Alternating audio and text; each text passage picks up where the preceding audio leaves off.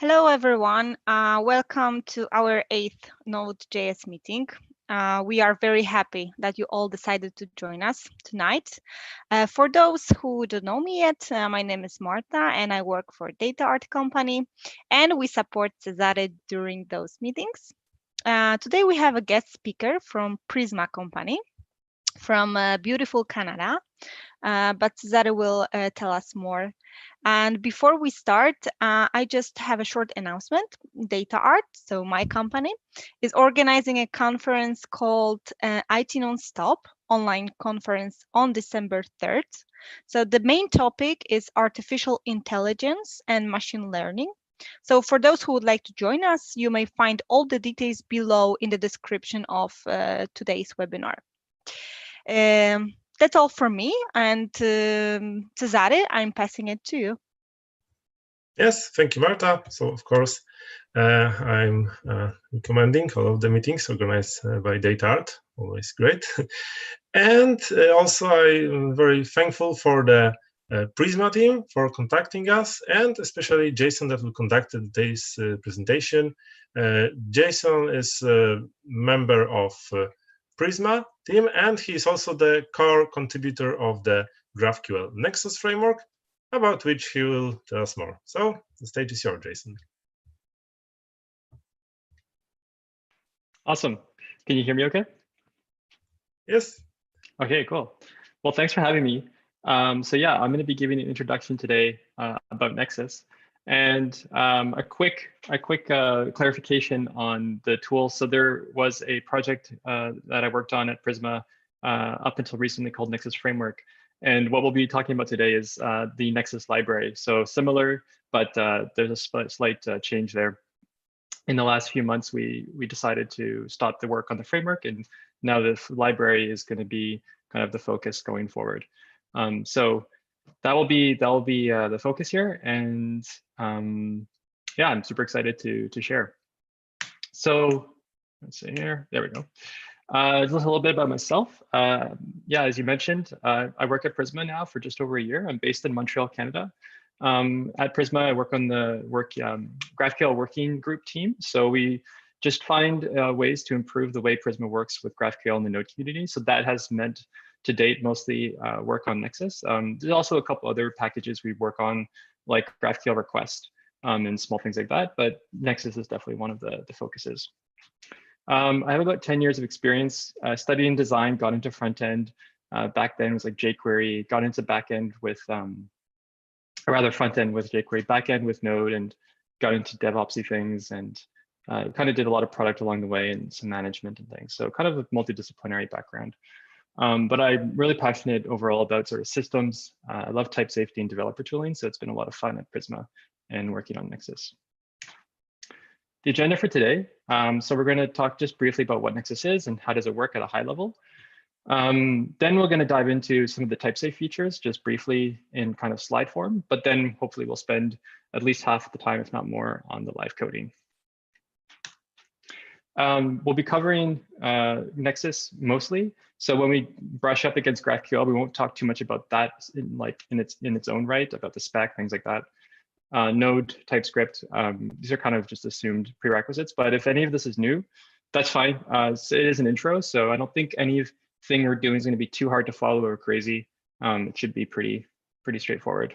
There's also a repo for this talk if you do want to catch up on the source code at the end. That's at the GraphQL-Nexus GitHub org, and there's a meetups workshops repository. And then in that, there's a branch for this meetup. Okay, so what is Nexus? Nexus is a Node.js package for building GraphQL schemas, and the focus is on type safety here. So that's going to come up again and again in the talk, and it's really one of the core tenets of what a Nexus aims to be, is type safe. It's a code-first approach as opposed to an SDL-first approach. So SDL being the schema definition language, which is a GraphQL kind of spec syntax for expressing schemas. And you may have seen, familiar with like Apollo or any of the kind of the introductory like Apollo examples for building GraphQL APIs. You might have seen how There's an approach where you define GraphQL schemas in this SDL syntax as, say, schema.graphql file. And then all your resolvers end up in a module near there somewhere in your file tree. And the resolvers for the fields are in your JavaScript code, but not the schema part. So code first means that all the schema part and the resolvers are written together in code. And you leverage the programming language abstractions you already know to do this. So there's a bit of a trade-off here, but the code first approach is it sometimes seems more verbose, but you also don't have to go to another tool chain. So there's some advantages to that.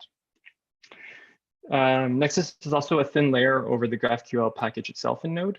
So this is where like the core base classes that represent types in GraphQL come from. The differences are that working with Nexus is generally a bit less verbose. It's also more extensible, as you'll see later, and it's more type safe. So there's definitely like people and teams that can just take the GraphQL package and will use that as the basis for their implementation of a GraphQL API. Nothing really wrong with that, but Nexus does make it a bit nicer. So if you kind of are into that code first approach of just being pretty close to the metal, not too much abstraction, but you maybe want something a little bit easier to use than the GraphQL package, Nexus might hit a sweet spot for you. So there's a couple of things to, I think, introduce about how Nexus works at a high level that are a bit novel and interesting to know about. Now we're just going to cover a couple of those. So one of them is how it achieves the type safety, because it's not through kind of a conventional approach. It is written in TypeScript and you are leveraging TypeScript types, but it goes a bit further with a novel system that's called TypeGen.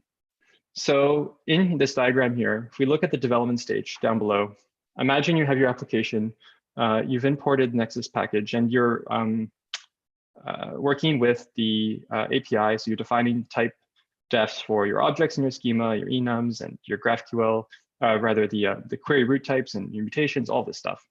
As you do that, you're probably running with some kind of node dev or TS node dev and interacting with your server.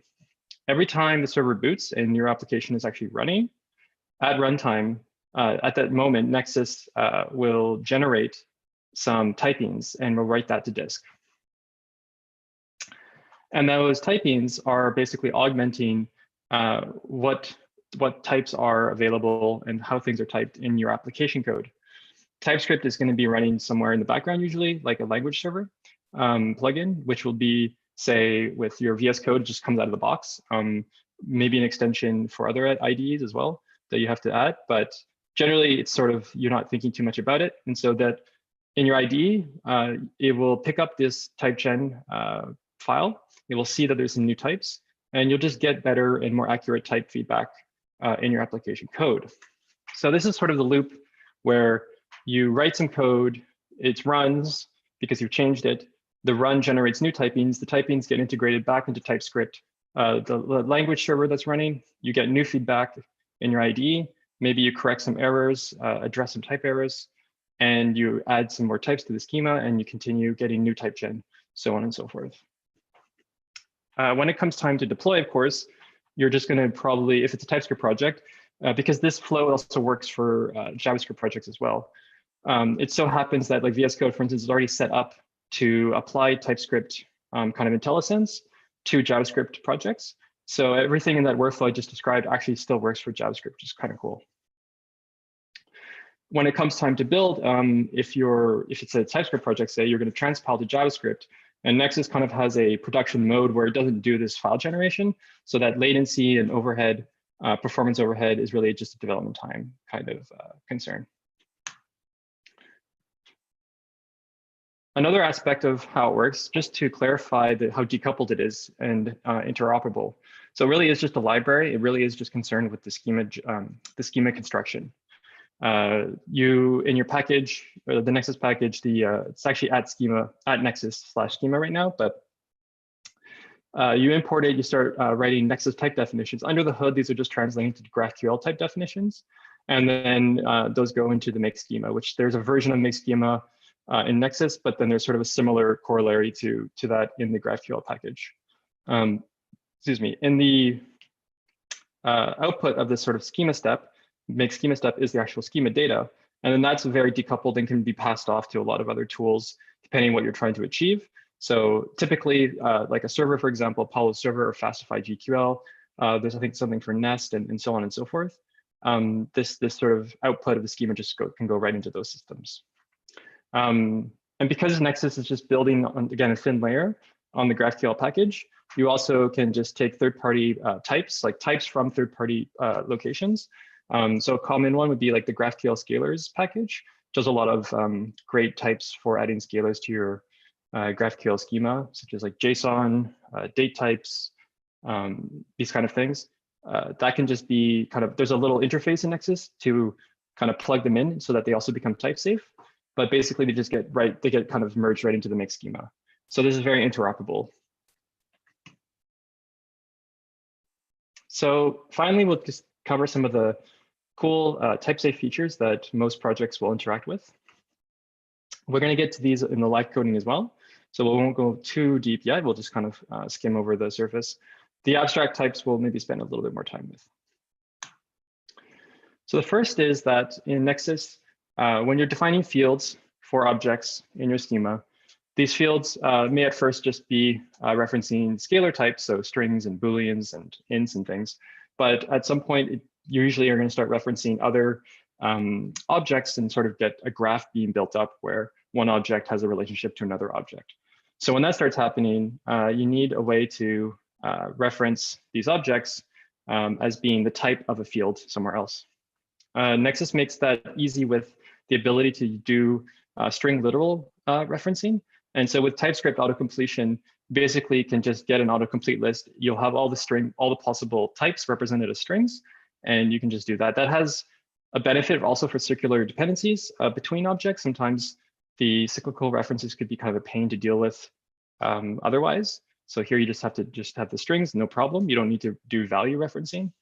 Also, it's not as much of a deal these days with auto importing of like VS Code. It's pretty good, but nonetheless, if you are modularizing your objects and your schema across modules on disk, you don't have to worry about importing all these references and saying, oh, now I need to import the comment type into the user module to reference it, that kind of stuff. You just don't have any of those kind of workflow overhead. The type safe around resolvers. So there's quite a bit to say on these. We'll start with the args parameter, which is the second to resolvers. And simply, it's going to have very accurate TypeScript typings according to how you've defined your schema. The interesting bit too is it can help understand some of the semantics of GraphQL. So here in the args, email, visible, and location, if we look at the first and last email location, they're kind of what you would expect. So when email is required, it's just a string. When location is not required, however, you get a string or undefined. The interesting bit here, though, is the null. Since GraphQL clients can explicitly pass null as input, that is a possible value here. And even more interesting is that the visible, which does not have a, it is optional, but it has a default value. So that's a feature of GraphQL. And when you do this, it's a bit surprising. It might not be obvious to newcomers of GraphQL, but like clients can still explicitly pass null, and that actually prevents the default from kicking in. So the typings here basically help you learn this by virtue of it just being in your face statically. You don't have to worry about discovering this feature or gotcha of GraphQL down the road at runtime. So that can be kind of nice. Also notice that right now, at least, this could always change if the community decides. But Nexus isn't really layering on sort of runtime changes or semantic changes to how GraphQL works by default. So for example, here, again, clients can explicitly pass null, and Nexus just allows that, doesn't let the default kick in. Nexus in the future could definitely change that behavior, but that's just generally how GraphQL kind of is operating by default. The next set of type safe features, involve a concept called the backing types. So I'll just take a moment to cover what that means and what that is. So you can appreciate the features a bit better. So backing types, also known as like model types or source types, are a concept that matters when you're implementing a GraphQL API. So there's two layers here when you're implementing a GraphQL API. There's the API, the schema of the API you're actually building for your clients. But then there's all the data sources that are the places you use to fulfill the data requests by the clients. So typically that would be a database, but it could be other microservices or so on and so forth. And the important thing here to realize is that in the implementation of the GraphQL API, your resolvers are actually dealing not with the types of the schema, but the types of backing data, these model types. So if we look at the kind of flow of the numbered flow here, 1 to 8, see the client sends in a request with, say, give me user ID 1. I want the full name, the age, the comments of the user. For each comment, give me the text. And also for each comment, tell me the users who have liked it, and I want to know their full name. So that query comes in, the user resolver runs and fetches that user ID 1 from the database. And that type that comes through, this red triangle, is what is like the shape of a user from the database's perspective. That's a model type. And that model type flows into the resolvers of the GraphQL resolvers, flows into the resolvers of the user object in the GraphQL schema. So full name, age, comments. These resolvers for those fields of the user are run. The scalar ones, which are full name and age here, typically will just resolve based on the input of the parent data. But the non-scalar fields, not always, but generally we'll have to make another round trip to the database, for example. So step 5, we go back and we fetch some, like a list of comments. So the comment type here represented as a circle, a red circle. And in turn, the comment object defined in GraphQL, the resolvers for its fields are all run in step 6. And again, there's a relation here to the field is called likers, but this is a relation to a user. So we need to go fetch now a list of users for the likers of this comment, or for each comment rather, really, that's coming through. And we recurse into the user object again in step 8. And so we also see a little bit here in GraphQL, the kind of graph nature of how the user object can be accessed in a single query. The resolvers are running from different perspectives in the graph. First, we had the user, like the direct kind of perspective of the user being queried, but then through the relationships where we want to know the likers of a comment, we get back to the user at runtime as all these things are resolving. So hopefully that just makes it clear how the backing types are involved here when resolving data. So how does Nexus help here? So, oops. One way is that the parent parameter of resolvers, which is the first parameter, is type safe. So Nexus will help you make this be accurately typed to whatever your backing data is. And here we just call it user because if we're even more specific, typically you could call this parent as a parameter, but if you're even more specific, what this really is a user model. In another place, it would be something else, but here it's a comments field on the object user. It's a user model flowing through here. Another way that the data is type safe is on the return type of resolvers. You need to also return backing types. So remember, this is the backing type data that is being returned, which will flow into the resolvers for comment GraphQL object, right? This is a field comments on user, but the data that's being returned by this resolver becomes the parent input for the resolvers of the comment object. Another place backing types comes into play is with the abstract type implementation. So first of all, abstract types, what are they? They're basically two types of types in GraphQL. There's union types and interface types, and they're just ways to express polymorphism. In this example, a union type search result is the type we've defined. And wherever a field is called search result, what we're expressing is that that field can be one of two types, a user or a comment, but we don't know which one it's going to be at runtime. And because we don't know which one it's going to be at runtime, there has to be some additional layer or metadata to brand the data going over the wire to the client so that the client can kind of make sense of it and figure out what to do once the data arrives without having to resort to kind of ugly duck typing or hacky things. So GraphQL like encodes this concept of polymorphism as a first class concept in the spec and gives a nice solution for how to do that. As far as Nexus is concerned, there's three ways to implement abstract types.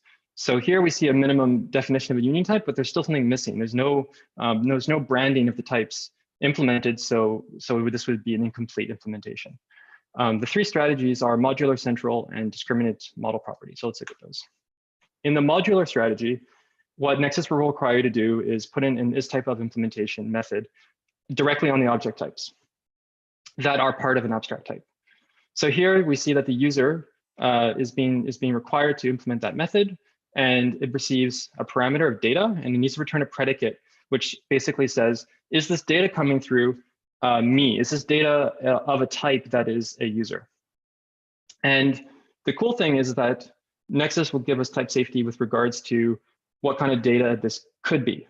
So it will be, in this case, a union of model types of user or comment, because the user object is inside of a union search result. And so at runtime, the possible data is being checked here could be of a user or a comment. Excuse me. But if you imagine a larger schema, this user object might show up in other union types. And in doing so, the union of model types that pass through the isType of method at runtime will actually increase. It will increase to all the model types of all the abstract types where user object shows up in. So you don't need to think about this really. It's good to know in general, but really in practice, you just follow the type errors and you just trust that Nexus is giving you the right types, and you just enjoy that benefit. The other second strategy for implementing abstract types is centralized. So in this version, you don't deal with implementing methods on the objects that are in an abstract type. You actually implement the method on the abstract type itself. So going back to that union type search result, here we would say Nexus would tell you you're missing a resolve type implementation. And when you implement it, it's somewhat similar. You would again have a data parameter, which would be a union of all the model types. But this time, not a union of all the model types where user and comment show up in different abstract types. It'd be only a union of model types of this abstract type. So it'll only ever be, as it's defined here, it will only ever be a model of either user or comment coming through in the data here.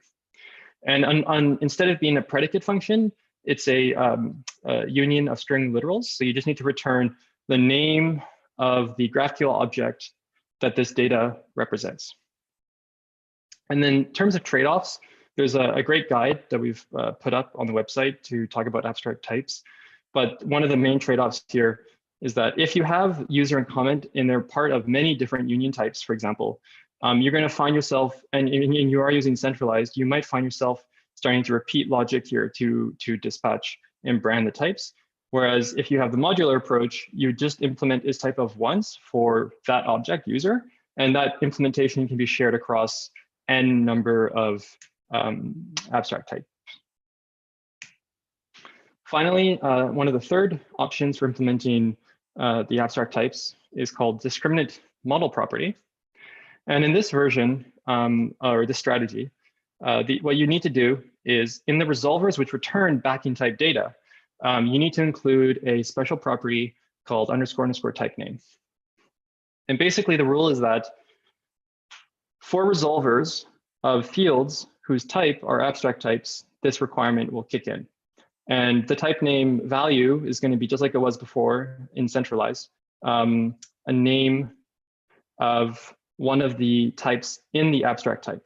So here we see that search result is the type of this field. So type name needs to be either a user or a comment.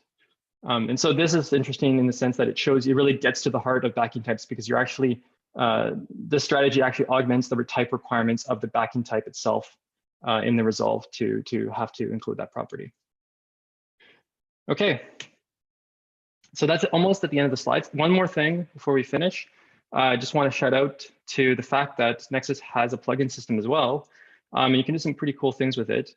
We won't go into it, but I just wanted to make sure that you were aware that it exists. And so you'll find things like an authorization plugin. Prisma has a plugin that helps you project fields from your Prisma schema models into your GraphQL objects. It also has, that same plugin also helps you generate CRUD operations in your GraphQL API against your Prisma models. There's a relay connection specification, or there's a connections plugin that is relay connection specification compliant. It's pretty cool. It's also very flexible, depending on how sophisticated or custom your situation is. So there's other plugins, but yeah, there's quite a bit out there. All right, we're gonna get some live coding going here, and we're basically going to apply what we've just covered. If you're interested in learning more, there's some links here in the slides for the tutorial. There's like a 7-chapter tutorial and stuff, so you might find that useful after the talk. Okay. All right. Hope the demo gods are with us today. So I've got a little empty folder here with the app, and this is where we're going to kick things off. What we're doing for time. Okay. So we're going to start by just yarn init, and we're going to add GraphQL. Well, I've already got that there. So we're going to add GraphQL, Apollo Server, UID, and Nexus Schema as our production dependencies. GraphQL is a pure depth of Nexus Schema. Apollo Server we'll just use to run our server. And UUID is just going to be a temporary thing for the implementation of our resolvers. On the development side, because this will be a TypeScript project, we'll have TypeScript there and TS Node Dev to just get us into a development loop, change the file, restart the server, stuff like that. While that's running, we will also go into our package here. We'll add a few useful scripts, or actually just one useful script, which will be the TS Node Dev script via dev. So basically, nothing too much to say here. It's just going to run our src main. But one interesting part about the flag to transfile only, it's quite important for the workflow. And it goes back to what I was saying about this workflow with the type generation.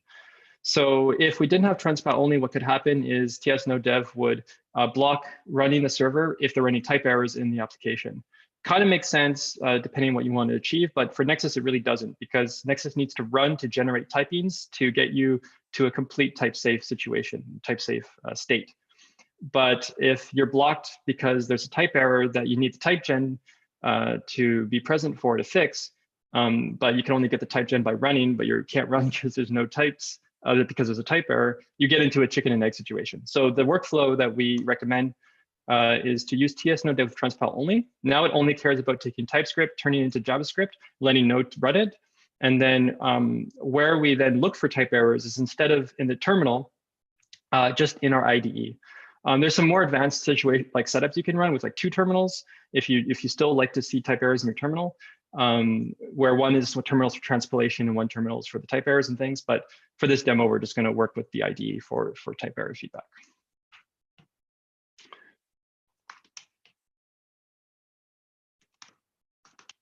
All right, so I'm just going to plop in, save a bit of time here, the initial hello world. So we've got our Nexus Schema import. We to create a small little root field on the query type called hello, and it's just going to return a string world. We call Nexus's make schema, and we pass the types we've defined to its types config array here. We define our outputs. So here we're defining 2 outputs. These are the only 2 outputs. The type gen that we've talked about, this is actually now, this is how it's generated. You just say where you would like it to be output to. One thing I found works really well is just outputting it as like sort of a synthetic node module in the @types directory. So as an @types package. And TypeScript, either it's VS Code or the TypeScript language server, or maybe both, it just picks changes up really well here. So every time you run, this file will get updated, and within a second or so, your IDE is up to date with the newest changes. And it also is nice because you generally don't want to commit this to version control. It's a very implementation-y kind of stuff shouldn't have to think about, you don't really want to see. So this kind of keeps it out of mind, out of sight. The schema thing here is the SDL that we talked about before. briefly, it's the well, actually, you know what? Let's just run the project and you'll see what that is if you don't already know. So there it is. It's generated on the side. I'm just going to bring it up here. And you can see it's just Nexus is generating for us the SDL representation of our schema. This is optional, but it can be nice for pull request reviews where you want to work with front-end developers that maybe aren't comfortable with diving into the implementation or the Nexus API, whatever. And this can just be like a discussion where I say, hey, this is a schema. Is this good for you? They might say, oh, can you add this field? Or actually, I want this hello world string. Can you make it required? Can you put, so there's sort of a nice way to have discussions around the SDL file. And if you're using Apollo has some nice workflows around the SDL file as well. So that's there for you. The rest of this hello world here, it's just an Apollo server instance. It accepts the schema that that Nexus generates or that constructs. And then we just are listening on port 3000. So if everything is working, I should now be able to come over here and make a query. And yeah, we can see that I'm able to successfully run our query against the server. Cool. So this is fine, but it's not super interesting. What we want is to explore some of the like a richer schema. We're going to build as a little blog API. It's going to be very simple, just a little post type and a user type. So again, for time, I want to make sure I don't go over. I've got some things predefined here. This actually, though, is the in-memory database. So before getting into building the schema, I'm going to set us up a small data source that we can work with so that we can sort of see the backend types in practice. So I'll make a little database module here. And it's very simple. There's a database type. It has posts and users. You can think of those as tables. And there's some operations available for user and post. To create a user, create a post, update a post. Our post and user types have, here's for the post type, it's an ID, heading, content, is it published or not, maybe some tags, and the authors, which are, it's a string array because it's not in-memory object references, it's actually going to be ID references. ID, like strings of IDs. Similarly, for the user, we have a post reference of IDs, like an array of IDs, and it also just has a username and email in that case of type. Then the implementation of the database, just some empty data, and just the operations for creating user, creating post, and so on. At the end, we just seed some data to kick us off here with one user and one post. And that's it. Now, to get this database into our GraphQL API, we generally use this what GraphQL calls the context. So you'll see here in the resolve, there's nothing there right now, but the third parameter to the resolve is generally a context. It's a context value, which is essentially a singleton that all the resolvers share. And so you can attach things here like the database client or maybe the current user of the request or things like that. So anything that's sort of global to the resolution of a single request, all resolvers can get that through the context parameter. So what we want is the database to be available here on the context for all our resolvers. So we're going to set that up. It's going to be really simple. In the context module, we'll just create the type, and then we'll create a function that creates values of context. When we go back to main, we need to do two things. We need to basically create our application, configure our application so that at runtime the context is set up. But we also want to do some setup for static setup. Like we want to configure statically also that the context is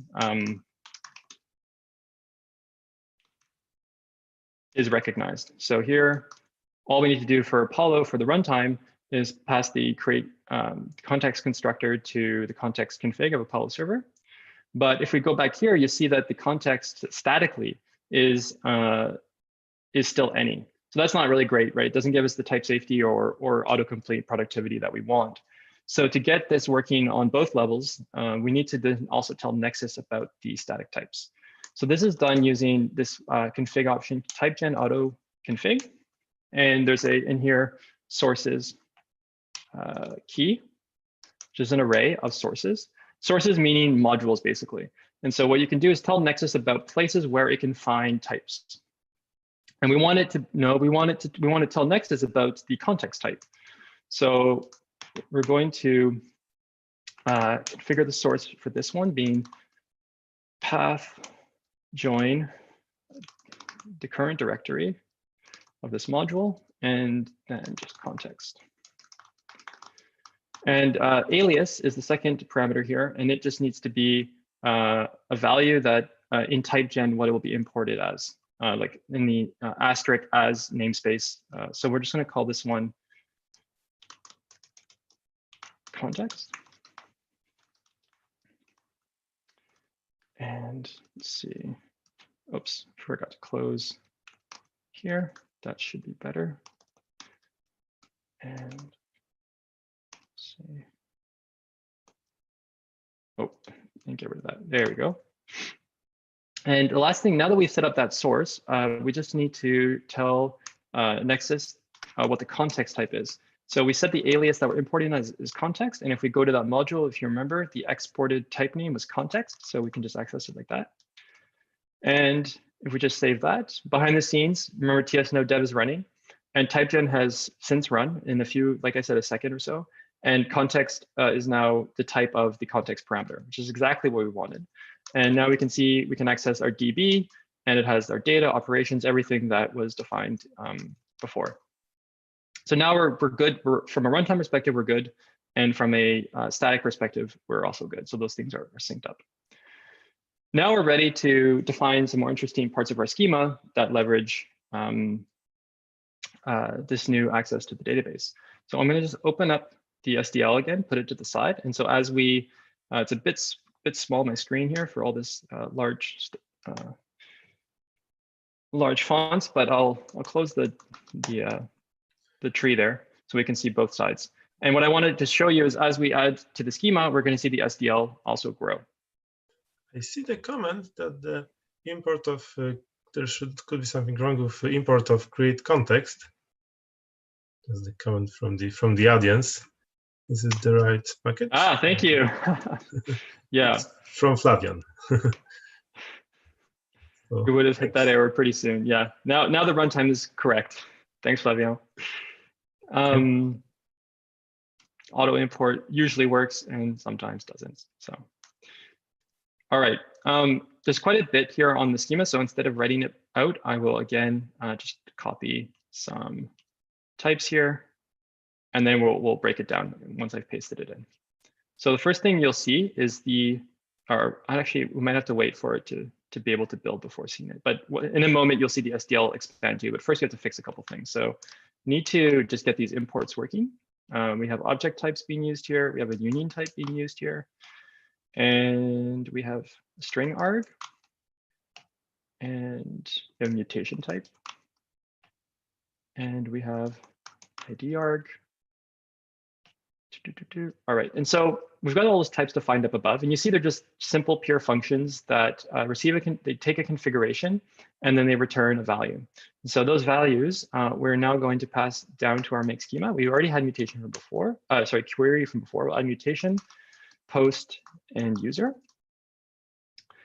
And now we will see if I forget import query. We'll see. User types. There's all types. So there's that problem, post.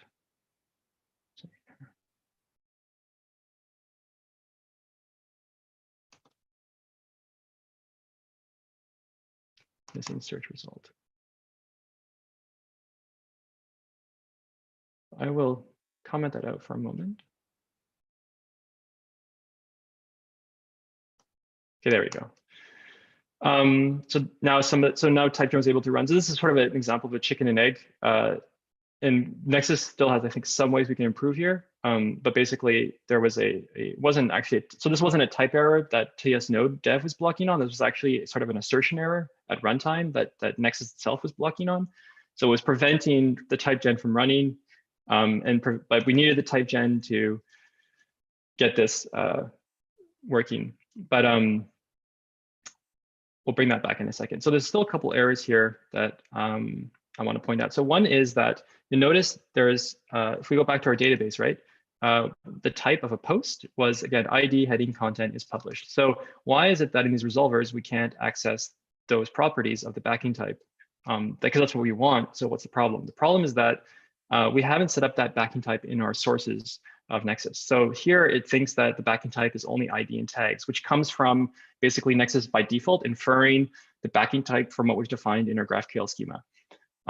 But it's not the case for us. So we need to go back down to the make schema config. And what we're going to do is just add an additional source for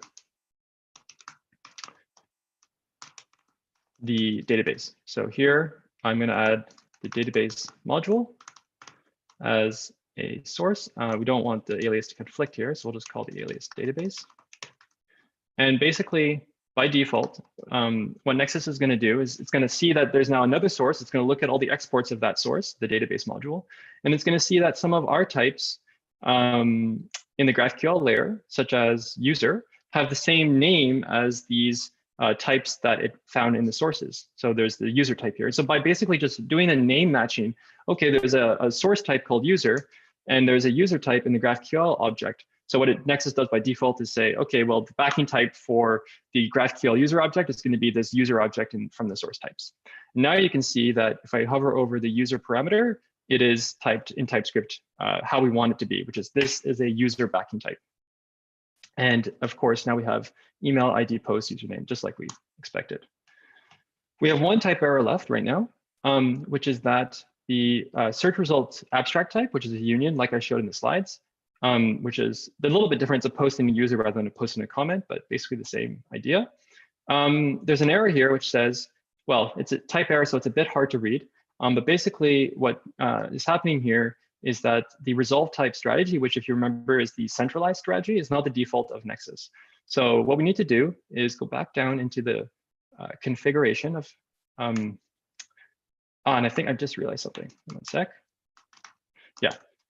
So I need to stop this for a second. I am using a feature of Nexus that's not yet released and stable. It's a canary feature. So I'm going to just quickly add the canary of Nexus and get right back to work. Sorry about that. So in the make schema, there's a features config. And in here, what we're going to do is configure the strategies. And we're going to say the strategy we want is resolve type. You'll notice there's some nice JS doc to go along with it. And these also have links to the website that go into a very thorough guide on abstract types in Nexus. So resolve type will say is true. And go back up here. It will just take a second to sort of the type gen to rerun. Type gen has rerun. And now we see that everything is hunky-dory. Nexus is satisfied again. Going back to before, I think I forgot to mix. Yeah, I did. That was one of the problems. So search result needs to be, the union type of search result needs to be added to our config down here. And if I go back here, that's why this wasn't working before, actually. There we go. So we just saved our updated schema, and you can see the search result union showing up here. And then in the query type, search is now a field. The pattern accepts a string with a default of regex, basically match everything. And search result is the return type there. Okay. So we're going to now just slide over to the playground and see if this is all actually working. First of all, we did have that seed data, so let's see if it's there. And yet we can, sure enough, see the seed data already. We can list our users, we can list our posts, and we can see the relationship traversal there of authors and digging into the selection set there working. So we're going to try creating a new user, and that worked. You can just, these are some queries here that are predefined from before the talk, and I already have some data prepared basically to go into there.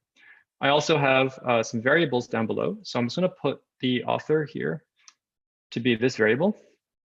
And you can see here I have a query variable author. And now that goes into my next query, which is I'm going to create a draft post for this user. And that worked. I'm going to put that as another variable for post ID. And now what I'm going to do is run an operation to publish this post that I just created. And then you can see the published state has turned to true. Finally, I will try doing a search here. And you can see the different posts and users coming through. In terms of the polymorphism, there's a good chance to see a little bit more hands-on how it works. So in GraphQL, you get access only to a common field of type name in the selection set. Otherwise, because it's polymorphic, you need to qualify the selection sets with the types that are available in this field. So let's see if I can autocomplete. No, it's not working in Playground right now, but basically, yeah. I think I need to refresh my Playground. See if I do that.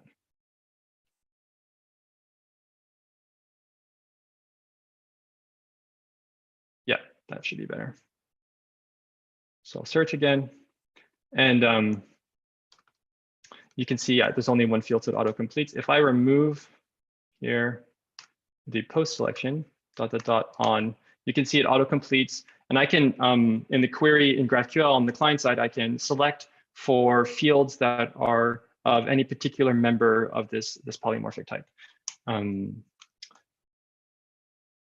So that's, yeah, that hopefully gives you a sense for that. And how that type name, again, is kind of the key to it all, that you need to have the type name implemented somehow using one of our strategies in Nexus. Okay, cool. So one thing that's kind of a downside here is the data is in memory. So there's obviously not very realistic. And for example, if I just make a change here,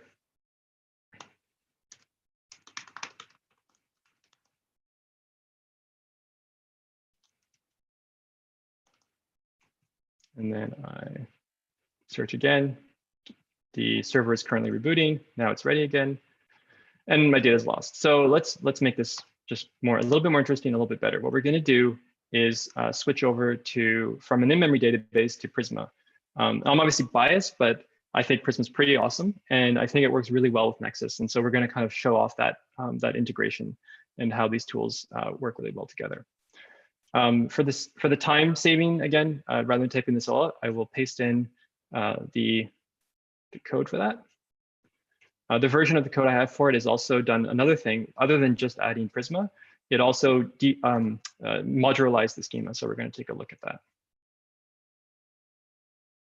So what I've done now is in the schema types, I have a post module, which is where the post type is, and the query, basically in the post module, the contributions to the query are done using extend type, and then I say, here's how I want the query to be augmented. And so this allows us to have different modules contribute to the query and also contribute to the mutation types in a decoupled fashion. And search results here. So those are all our types there. Now you see there's some type errors here, which is that ctxdb post. So the problem here is that the code is written, get rid of the SDL here. The code is written with now to use Prisma, but statically that hasn't worked out yet. So there's a couple of things we need to do. Let's first of all get Prisma installed and set up. So we'll do a quick install with Prisma Client as the production dependency, Prisma CLI for development. And after these are installed, we're just going to run a Prisma init. And that will get us going pretty quickly. So we're done. We won't look at those instructions for now. In the Prisma schema, it gives us this sort of boilerplate. We're going to just quickly dump in what I prepared before, which is a copy basically of the database we had before in memory, but now in Prisma format. It's better. I mean, you've got, for instance, constraints that email should be unique. Like, makes sense, right? It's great. We also don't have to deal with the kind of low-level details of, is it an array of strings that are IDs of another user or post, in this case down here? No, you just reference the objects, and Prisma is going to take care of figuring out the relationships. And it's much sort of a higher level declarative environment here. We're going to use Postgres. This is all going to be working by the end. So first, I'll get Postgres running on my machine. I'm going to be using Postgres 10. This is just using Docker, and I publish the ports on my machine, and I make the password Postgres. So not secure, but for the demo, it should be OK. I'll make the environment variable updated here to be Postgres. And the last thing is, now that we've got our database up, using Prisma Migrate to basically sync what we've done in our schema with the, to make that also the state in the database, like the tables and things like that. Now that's all done. And close that, close the schema of the Prisma schema, close our old database, close these modules, get back to main. And we basically have only a couple things left to do. First, we just need to update our context. If you remember, the context is kind of the glue between our GraphQL part and our database part. So in our context, we were working with the in-memory database. So now we're going to update that to be working with the Prisma client. We instantiate a new Prisma client and we pass it into the database property of the created context. Lastly, we want to update in, oh yeah, let's remove also all of the objects we had created from before that were in main. Delete all that. Now the schema that we pass into Apollo, we're just going to import that.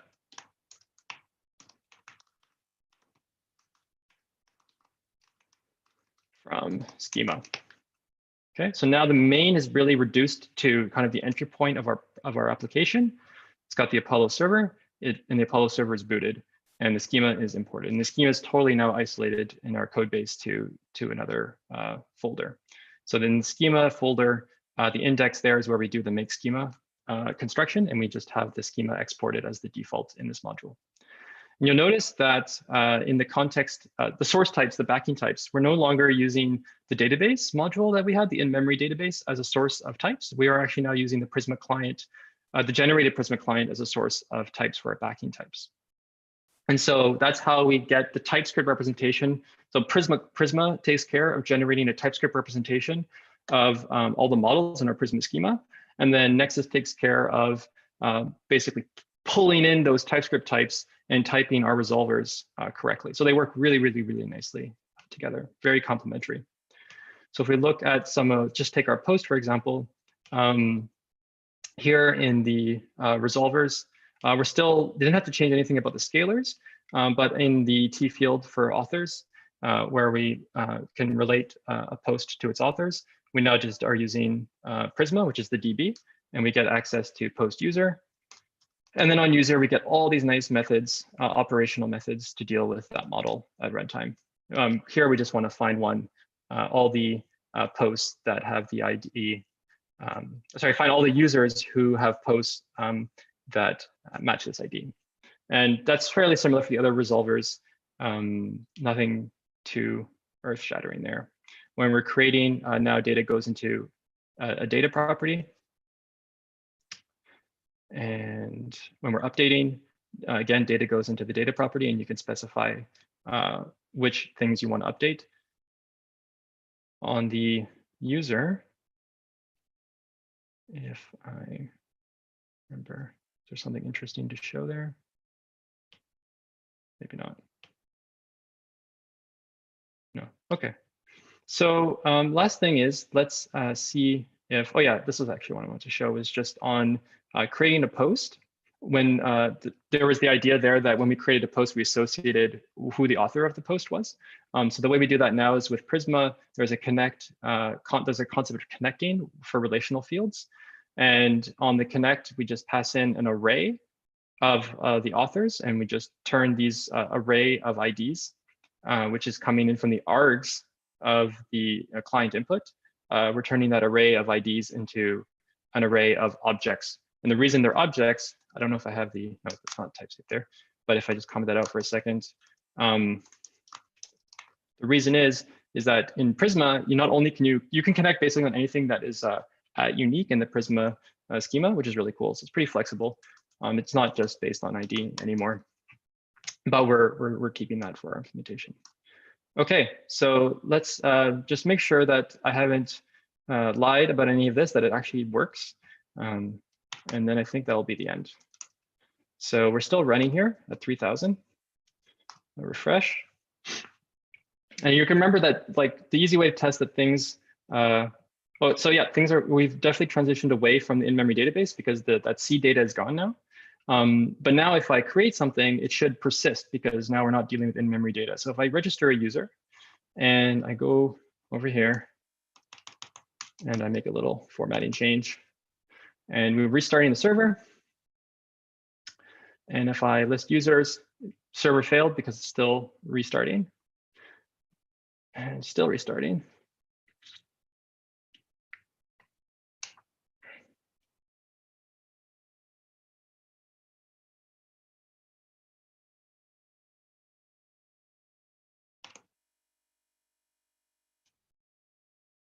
All right, I will just kill it and restart myself.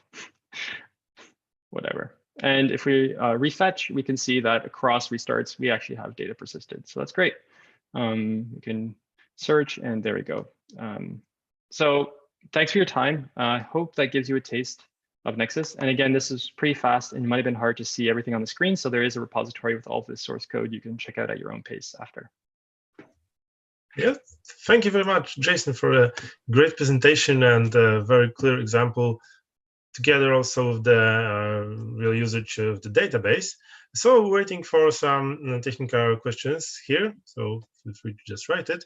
And one that I will ask for you is about like the changes in this project. So as I understand, Nexus diverged from the core of Prisma, right? Some time ago, if I understand correctly.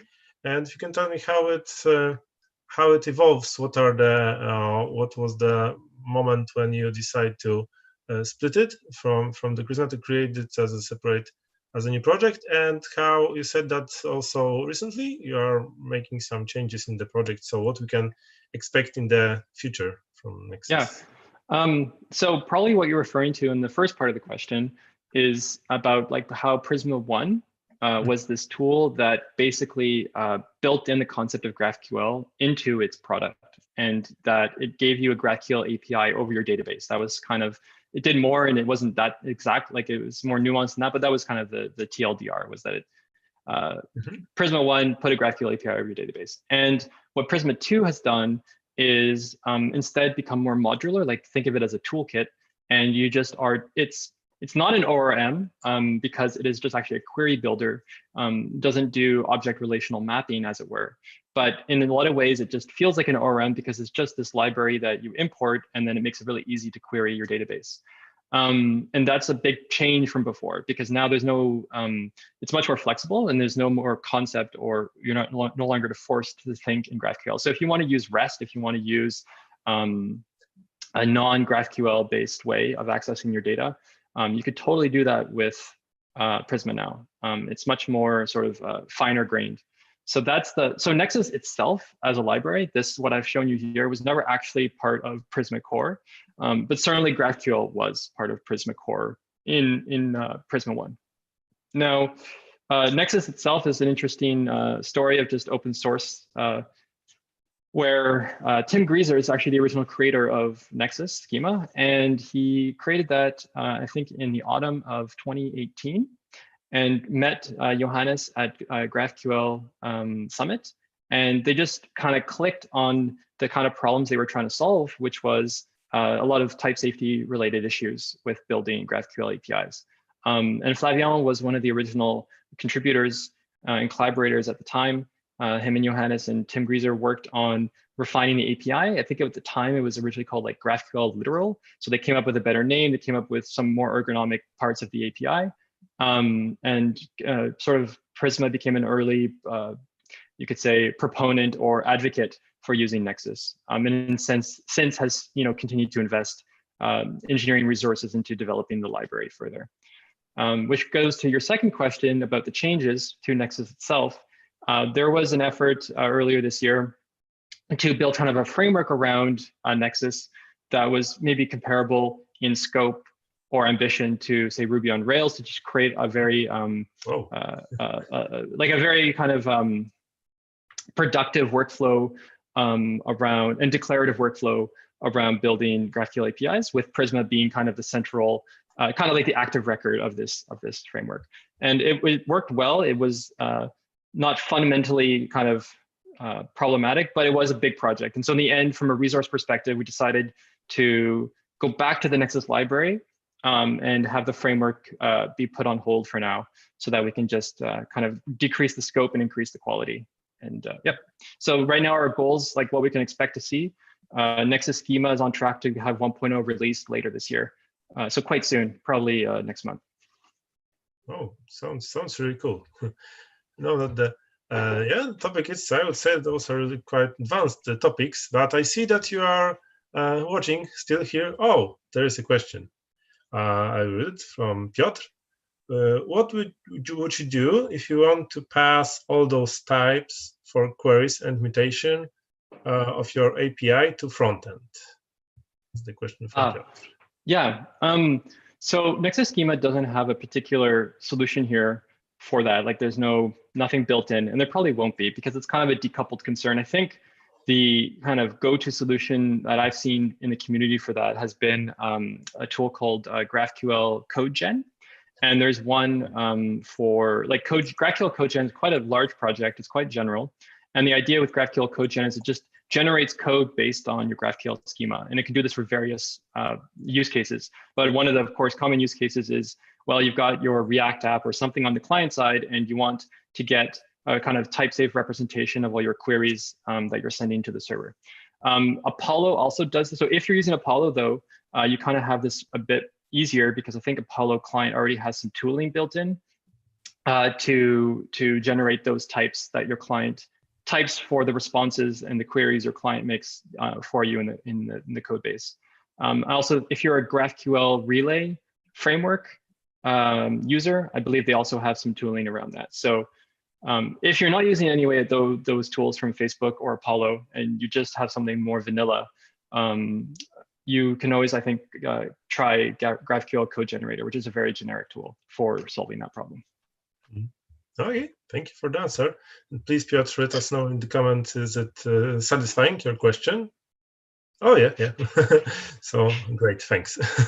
Okay, so still more questions. More questions. Don't fear, just ask them. There are no stupid questions, really. And so in the meantime, I will just have one more about the open source. And yeah, it's really awesome that you have introduced it to the open source. And how do you feel it? Like the open source community is more supporting or more demanding the new features? For Nexus, it's been really great. I think Flavien and Tim Grieser did a really good job in the early days. So there's never been a huge outpouring of issues for Nexus Schema, to be honest. I mean, there's certainly the issues that come in from users and things, but if you look at, for instance, the API of Nexus Schema and how it's changed over the last year and a half, it really hasn't changed fundamentally that much. It's getting refined. I think one of the biggest changes recently that we've shipped for quite some time is the abstract types and the way that we have these different strategies. But it's a fairly slow-moving project in a certain sense, because I think the primitives have been pretty good from early on.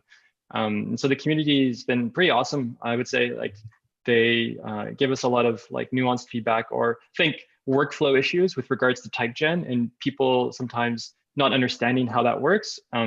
And also like finding that the docs on the website right now are maybe lacking on details about how to get a good workflow going. I think those are areas that we also sometimes get good feedback on. Yeah, so it looks really great, because it's also like amazing just to have the community of people that can find this little problem that they have in the copy, also in documentation, and just let you know. It's really great to see that there are also some like supporters of just Viewlines, and it's really great. I see also one more question from the Piotr. How would you secure the GraphQL API that you built? Would you make it completely open? Can that be dangerous in any way? Yeah, so it's a pretty complicated subject. I think it depends on what you're building. If it's an internal API, say microservice to microservice, maybe you would have no authorization. If it's a public in any way, though, you're going to need some. If it's for a client app with users that log in, obviously you're going to need some. And there's, again, it's hard to come up with a single answer there. There is in Nexus Schema, the plugins, there's one for field authorize. So you can give this a shot, and it allows you to put an authorization layer in the GraphQL type defs that you write. At the same time, there's you can find a lot of articles talking about how you should split your authorization layer from your GraphQL layer. So that, for instance, if you have a core that maybe has both a GraphQL and a REST API representation of client access, you don't have to write authorization twice, because that's probably a bad idea. So keep your authorization a bit lower level than at the level of the GraphQL API. In terms of security, there's also other concerns there. Like, one would be query complexity. So I remember in the slides showing you that there was this way that querying a user and their comments, and people who like that comment could then allow them to query the comments of those users in turn, and you could kind of have, in theory, kind of an infinitely deep query. And that clearly can, for public APIs, like if you're at GitHub or Yelp or something, this can create risks where you can kind of get like not so much a DDoS, but certainly like users kind of abusing or creating downtime for your API. So from a security point of view, just the expressivity of GraphQL, you also need to think about how you're going to clamp down on that. So actually, there's another plugin in the core of Nexus that you can try out. It doesn't solve all issues, obviously, but there's this concept of query complexity. And so you can have one strategy in the community is basically, well, if a query comes in and it's too complex, it will be rejected. And so you can kind of try to find ways to say, okay, well, if it's 10 levels deep, we're going to reject that query. So sort of strategies like that around securing. But it's definitely to get a full GraphQL API in production for public consumption is probably one of the hardest use cases for GraphQL. It's a bit easier when you're not just doing a general GraphQL API, but a GraphQL API that's for a specific client. So like an in-house API for your app that your company builds. That's a bit easier because at least you know the client, so you have a higher level of trust, and your front-end team's not going to write crazy queries and stuff like that. But yeah, so it depends on the use case. Yeah. Okay. Yeah. Very good question. Very interesting answer. So yeah, Piotr said that it's cool, and he'll take a look at the plugins. So again, thank you. Yeah. So still, Piotr, if you have any more questions, also that's the right time. As we're closing to finish, and also for anybody else. So counting right for from 3 to 1 and ending, I think. Okay, I see still. Awesome. No more questions. So yeah, really. Okay. Piotr said it's also all good. So yeah, and thank you for also your amazing knowledge. So it's really wonderful that we have an opportunity how to host such an amazing project. Yeah, and use an amazing guest. I see that also Prisma team and Prisma community, and also Nexus community is really great. So I also recommend everyone to take a look, give a star on GitHub, and follow the development. Thank you very much, Jason. Thank you so much. And forwarding voice to Marta. Yeah, so I will just want to tell you, thank you, Jason, for this amazing presentation, and thank you to Cesare and our audience for being with us today, and see you on the next Node.js meetup. And have a great evening, everyone. Yeah, thanks. See ya.